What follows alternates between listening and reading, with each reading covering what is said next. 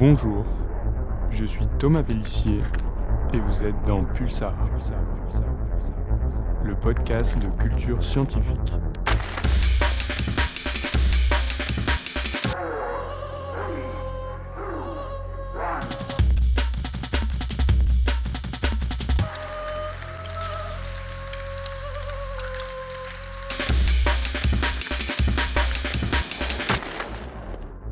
Nous nous sommes toutes et tous déjà assis dans l'herbe, un soir d'été, pour observer les étoiles, à nous demander, à nous imaginer parfois, tout ce que nous ne pouvions pas voir, au-delà de cette multitude de petits points lumineux qui nous émerveillent déjà tant. À quoi ressemblerait le ciel si l'on pouvait observer les lumières émises par les premières galaxies de notre univers? Si l'on pouvait remonter le temps en regardant juste au-dessus de nos têtes? Cela paraît a priori impossible. Et pourtant, le télescope spatial James Webb, lui, le pourra. Romane Le Gall, chercheuse à l'Institut de planétologie et d'astrophysique de Grenoble et spécialiste en astrochimie, va nous apporter des éléments de réponse quant à notre questionnement initial. Peut-on voyager dans le temps en observant l'espace? Un épisode produit et réalisé par l'Observatoire des sciences de l'univers de Grenoble. Bonjour Romane. Bonjour Thomas.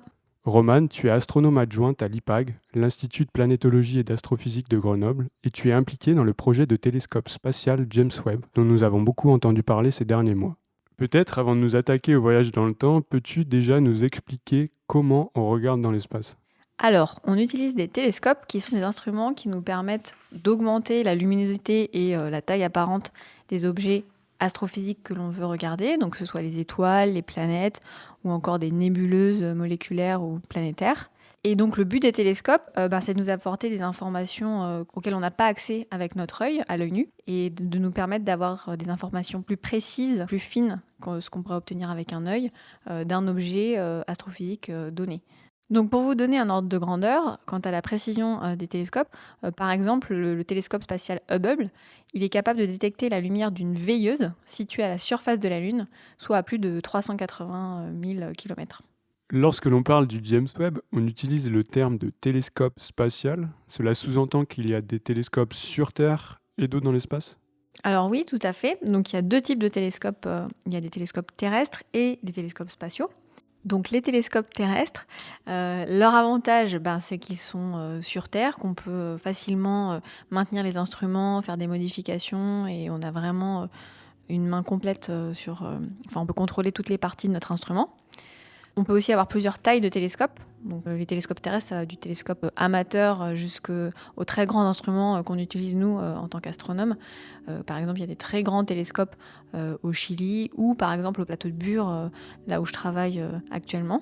Et donc là, on a des interféromètres qui utilisent des réseaux d'antennes pour simuler une taille d'antenne de plusieurs kilomètres de diamètre. Et donc ça nous permet d'avoir des grands télescopes, ce qu'on ne peut pas avoir dans l'espace. Après, le plus gros inconvénient pour les télescopes terrestres, c'est l'atmosphère de la Terre, parce que l'atmosphère, elle va perturber en fait toutes les observations qu'on fait du ciel, et en particulier dans certains domaines du spectre électromagnétique, à certaines longueurs d'onde ou bien à certaines fréquences. On va être plus ou moins pollué par cette atmosphère qui va en fait bruiter l'information qui provient du ciel, et dont on doit ensuite s'affranchir par du traitement de signal de nos observations. Mais on ne peut pas le faire dans toutes les longueurs d'onde. Pour donner un exemple factuel de ce que c'est que les turbulences atmosphériques, par exemple, vous êtes tous arrivés de voir par une journée de grosse chaleur, si on regarde le long de la route, on voit qu'il y a des petites vaguelettes qui commencent à se former au loin vers l'horizon. Et donc ça, c'est provoqué typiquement par les turbulences atmosphériques qu'on peut avoir dans notre atmosphère. C'est la raison pour laquelle nous avons recours aux télescopes spatiaux? Oui, pour certains des télescopes, comme par exemple le télescope spatial James Webb, c'est exactement une nécessité pour observer dans le domaine de longueur d'onde dans lequel le James Webb va observer, c'est-à-dire l'infrarouge. Parce que pour s'affranchir en fait de ces perturbations atmosphériques de la Terre, il fallait l'envoyer au-delà de la barrière atmosphérique, et donc au-delà de l'atmosphère terrestre. Concernant le James Webb, Romane, peux-tu revenir brièvement sur ses origines, sur ses phases de développement et sur ses particularités? Alors il a été, c'est un projet qui a plus de 30 ans, qui est né en fait très rapidement après que Hubble ait été envoyé dans l'espace. Ils se sont tout de suite mis à l'œuvre pour se dire quel est le prochain télescope on va envoyer. Et on s'est surtout rapidement rendu compte que le télescope spatial Hubble ne permettrait pas de voir les premières lumières de l'univers du fait de l'expansion de l'univers. Hubble, il opère principalement dans le domaine du visible, donc les longueurs d'onde qui sont visibles avec notre œil, un tout petit peu dans l'ultraviolet et un tout petit peu dans l'infrarouge, mais il ne permettait pas d'aller dans l'infrarouge moyen, là où va opérer principalement le James Webb. Avec l'expansion de l'univers, en fait, on s'est rendu compte que les premières étoiles, elles vont essentiellement émettre dans ces longueurs infrarouges. Donc pour aller voir plus loin dans l'espace, on avait besoin d'un successeur au Hubble, donc c'est le télescope spatial James Webb. Pourquoi le James Webb? Donc c'est le nom d'un administrateur de la NASA, un administrateur qui a beaucoup œuvré dans le développement de l'astrophysique à la NASA, donc tout ce qui était projet fondamental de l'astrophysique à la NASA, et qui a également été en charge de la mission Apollo. Et donc c'est en l'honneur de cet administrateur que le James Webb tient son nom. Tu as donc parlé d'infrarouge et d'ultraviolet. Et si je me souviens bien de mes cours de physique du lycée sur la lumière et les spectres lumineux, il s'agit d'ondes électromagnétiques et ces ondes-là ne sont pas visibles à l'œil nu, c'est bien ça? Alors oui, il y en a certaines qui ne sont pas visibles à l'œil nu. Donc notre œil, lui, il observe dans le domaine des longueurs d'onde dit optiques, ou le domaine du visible. Et ça correspond à une infime partie du spectre électromagnétique. Donc le spectre électromagnétique, ça caractérise l'ensemble de toutes les longueurs d'onde électromagnétiques, donc qui s'étendent des ondes gamma, très énergétiques, jusqu'aux ondes radio. Donc les ondes radio, c'est tout simplement les ondes qui sont diffusées pour la radio qu'on écoute tous les matins sur France Bleu Isère, France Inter ou votre radio préférée.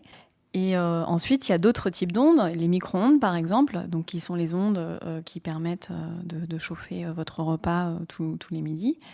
Il y a aussi les rayons X. Donc eux qui sont aussi assez énergétiques, donc un peu moins énergétiques que les rayons gamma. Et les rayons X, c'est typiquement ceux qu'on utilise quand on fait une radio de notre squelette pour voir si tous nos os sont bien en place. Et puis il y a les ondes infrarouges. C'est un peu le même principe qui est utilisé pour les lunettes de vision nocturne. Pour capter l'infrarouge, tout à fait. Ces lunettes, elles sont faites de caméras thermiques, parce que l'infrarouge, il permet donc de mesurer essentiellement la chaleur des objets. Et donc pour ça, on a besoin de caméras thermiques. Donc les lunettes de vision nocturne, elles sont équipées de caméras thermiques, et elles vont nous permettre de voir dans la nuit, de détecter des objets qui dégagent de la chaleur. Donc que ce soit un corps en mouvement, un animal ou quelque chose qui a de la chaleur. Et donc, pourquoi est-ce que l'on regarde dans le ciel au travers de ces différentes longueurs d'onde? Alors regarder à toutes ces longueurs d'onde, ça va nous permettre en fait d'avoir justement des informations complémentaires et le plus complètes possible sur les objets astrophysiques qu'on étudie. Donc dans le visible, moi je vais juste voir en face de moi la couleur de la peau de quelqu'un, comment il est habillé, la couleur de ses vêtements, mais juste avec mon œil, je vais pas pouvoir dire si cette personne a de la fièvre par exemple ou pas. Si je le regardais avec une caméra thermique, je pourrais distinguer s'il y a des parties de son corps qui sont plus froides que d'autres. Et si je le regarde avec des lunettes aux rayons X, je pourrais voir en fait son squelette et voir qu'il lui manque un os quelque part. Donc en fait, ça va nous permettre vraiment d'avoir le maximum d'informations sur un objet donné. Et comme ça, de beaucoup mieux comprendre en fait son histoire, comment il s'est formé, de quoi il est composé, etc.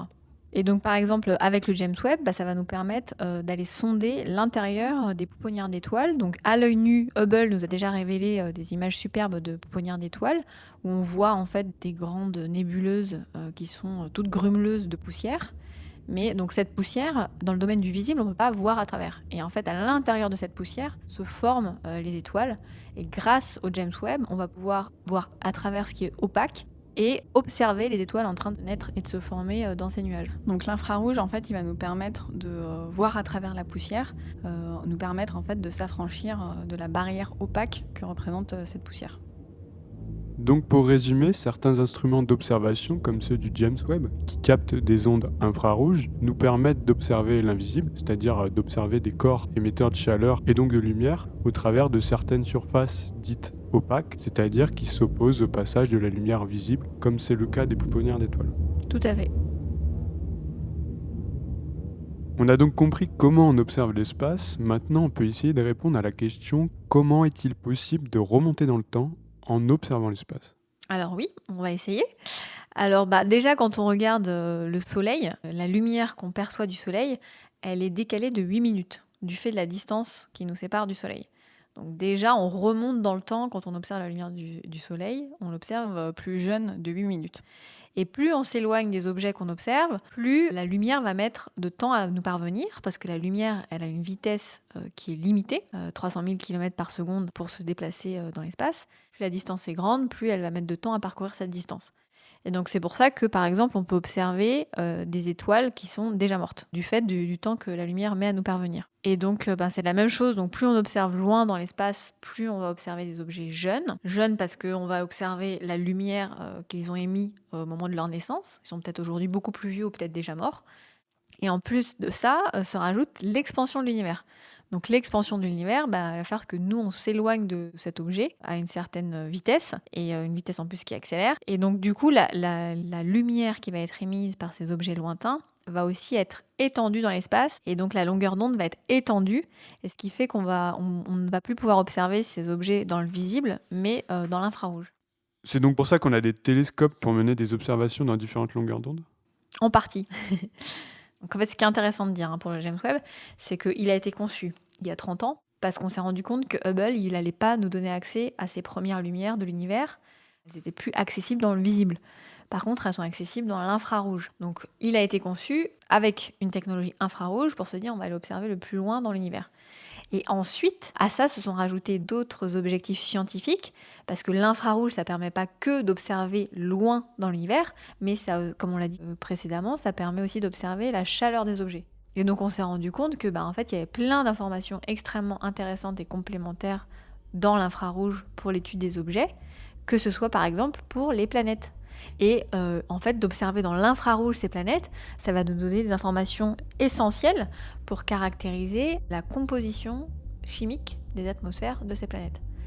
Et donc ça, c'est quelque chose un objectif scientifique qui a été rajouté après le début de la mission James Webb. Et donc en fait, oui, l'infrarouge va nous permettre non seulement d'aller sonder en effet des âges très jeunes de l'univers, mais aussi d'aller observer des objets qui émettent de la chaleur comme les planètes. Roman, une autre question entoure le télescope spatial James Webb et l'observation dans l'espace de manière générale. Un questionnement qui suscite les passions chez les scientifiques et plus globalement chez les amateurs d'astronomie. Les données récoltées et leurs analyses par les astronomes pourraient, un jour, nous permettre de répondre à la question suivante. Sommes-nous seuls dans l'univers ? Alors oui, ça c'est la grande question, la question qui fait rêver les petits et les grands. Mais de façon un peu plus terre à terre, oui, donc nous, on pense qu'en tant que scientifique, le James Webb permettra pas directement de répondre à cette question, qui, c'est sûr, très vendeuse du point de vue communicationnel, mais on ne pourra pas, avec les données du James Webb, juste répondre par oui ou par non à cette question. On a des hypothèses de travail, donc certaines des questions scientifiques qu'on se pose avec le James Webb vont nous permettre d'aller dans ce sens, de chercher des premiers indices, mais on n'aura pas de réponse ferme. Mais certaines observations du James Webb nous permettront quand même d'avancer sur cette question. Alors oui, avec des objectifs concrets, comme par exemple comprendre la formation des systèmes exoplanétaires, donc les systèmes en dehors de notre système solaire, détecter et d'étudier l'atmosphère des exoplanètes, et d'essayer de comprendre l'émergence et le développement de la vie sur Terre. Donc par exemple en étudiant des objets comme notre système solaire, mais beaucoup plus jeunes, ou donc en cherchant la trace de biomarqueurs spécifiques dans la composition des atmosphères de certaines planètes. Mais probablement pas de trouver des traces de civilisation intelligente extraterrestre, parce que ce qu'il faut savoir aujourd'hui aussi, c'est qu'en fait, on ne sait pas vraiment définir ce que c'est qu'un biomarqueur. Donc on entend aussi parler de technosignature. Ce serait éventuellement la preuve dans une atmosphère terrestre d'un composé chimique synthétique, donc synthétisé par une civilisation potentiellement intelligente. Mais ça encore aujourd'hui, on ne sait pas très bien définir ce qu'est une technosignature. Donc voilà, le James Webb permettra d'apporter des éléments de réponse, mais pas de répondre de façon ferme par oui ou par non, si on est seul ou pas dans l'univers. Donc est-il extraterrestre, ce n'est pas pour tout de suite, mais on pourra sans doute en savoir davantage sur le comment la vie est apparue sur Terre et potentiellement sur d'autres planètes. Voilà, globalement c'est ça.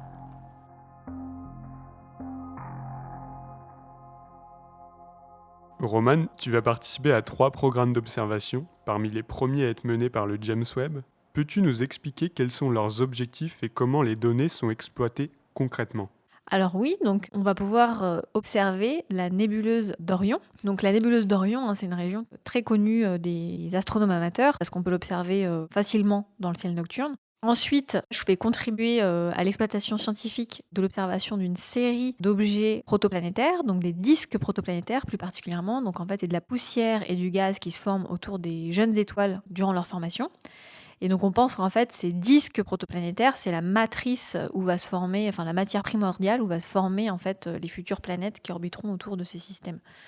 Donc on a déjà pu sonder un échantillon de ce type de système avec d'autres longueurs d'onde, donc dans le domaine du radio, donc avec des radiointerféromètres tels que ceux qu'on a au plateau de Bure, mais là c'était des radiointerféromètres au Chili, donc le radiointerféromètre ALMA. Et on espère, avec l'infrarouge, obtenir des informations complémentaires sur ces disques protoplanétaires.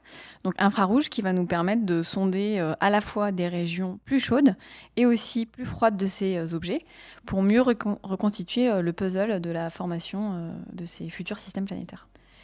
Et donc on espère aussi dans certains de ces objets pouvoir étudier la caractérisation potentielle des planètes qui seraient enfouies, qui seraient très très jeunes en train de se former, pour laquelle on a juste des indices dans le domaine radio actuellement, mais où on aurait besoin justement du James Webb pour aller confirmer ou infirmer si c'est bien une planète qui se forme ou si c'est juste autre chose qui se produit.